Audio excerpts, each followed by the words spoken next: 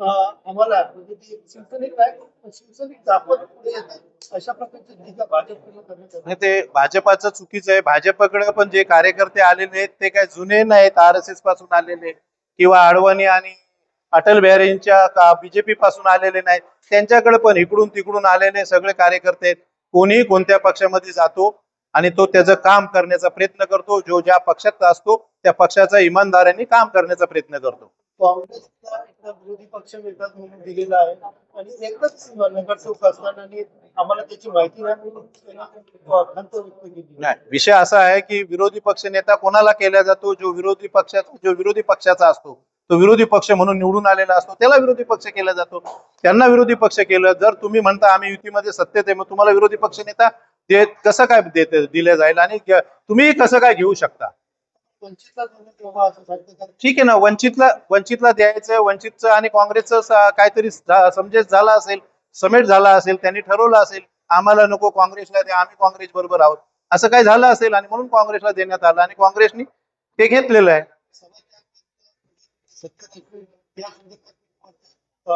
सभा त्याग करण्याचं कारण तुमच्या माध्यमातून आम्ही ऐकलं. ते कारण किती छोटस कारण आहे. एक दिवस अगोदर तुम्ही बैठकीला बसता आणि एक दिवस आपण सगळ्या विषयावर चर्चा करतो आणि सगळे विषय त्यांचे आम्ही पटलावर जे विषय ते विषय आम्ही त्यांचे मंजुरीला घेतो आणि सगळी चर्चा झाल्यानंतर दुसऱ्या दिवशी तुम्ही सभा त्याग करता छोट्याशा कारणासाठी की आम्हाला विश्वासात घेऊन अजेंडा काढला नाही. अरे, जेव्हा आमच्या गटनेत्यांनी सांगितलं की तुम्हाला जरी कल्पना दिली नसेल किंवा देण्यात आली असेल, दिली होती, तुम्ही लक्षात दिलं नाही, तुम्हाला फोन केला होता, तरी तुम्ही ते कारण छोटस कारण दाखवून सभा त्याग करतायत. विकास महासभा महिन्यातून एकदा होते आणि महासभेच्या माध्यमातून शहराच्या विकासाचे मुद्दे घेतले जातात, पण तुम्ही सभा त्याग करून शहराचा विकास करायचा नाही असं तुमचं मत असं आहे, असं आम्ही गृहीत धरतो. त्या सांगतो पहिला मुद्दा होता ज्योतिकारांनीचा नाव देऊन छात्रवृत्ती देण्याचं काम आम्ही सावित्रीबाई फुलेचं नाव दिला.